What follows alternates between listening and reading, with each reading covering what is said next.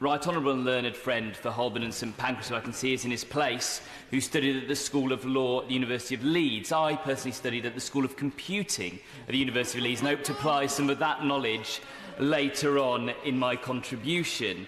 On this side of the House, we looked at this bill to ensure that retained EU law within UK law keeps aligned with EU rights and regulations. I'm going to outline my concern about the government's decision to exclude certain elements of EU law through the EU withdrawal process.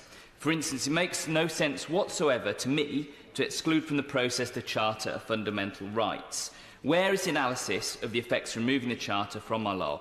What safeguards are in place to ensure that we're not creating a legal chasm that has a noble effect on individuals and businesses? For instance, on Article 8 of the Charter that covers the protection of personal data, the right to privacy and the right to data protection, which serves as the foundation of the EU's data protection law, getting rid of Clause 8 could stop businesses from building customer profiles across the EU, which directly harms the ability of small companies to compete when selling their products on social media platforms, an area which the UK has seen huge growth in. And I'm really pleased that there is an amendment from my right honourable friend from East Ham on this matter. The Charter of Fundamental Rights is fundamental to our response to the government's failures on clean air that is engulfing many of the cities across the UK, not least my own city of Leeds. Article 37 ensures that people have the recourse of the courts whenever there are environmental breaches. In fact, the UK has been sent a final warning to comply with the EU air pollution limits for nitrogen dioxide, or next face a case at the European Court for Justice.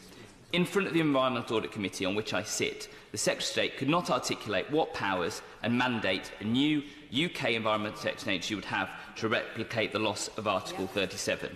And I quote, he said, "We will consult on using the new freedoms we have to establish a new world-leading body to give the environment a voice and hold the powerful to account. It will be independent of government, able to speak its mind freely. We will consult widely on the precise functions, remit and powers of the new body."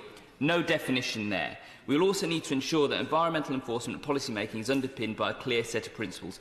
No definition of what those principles are.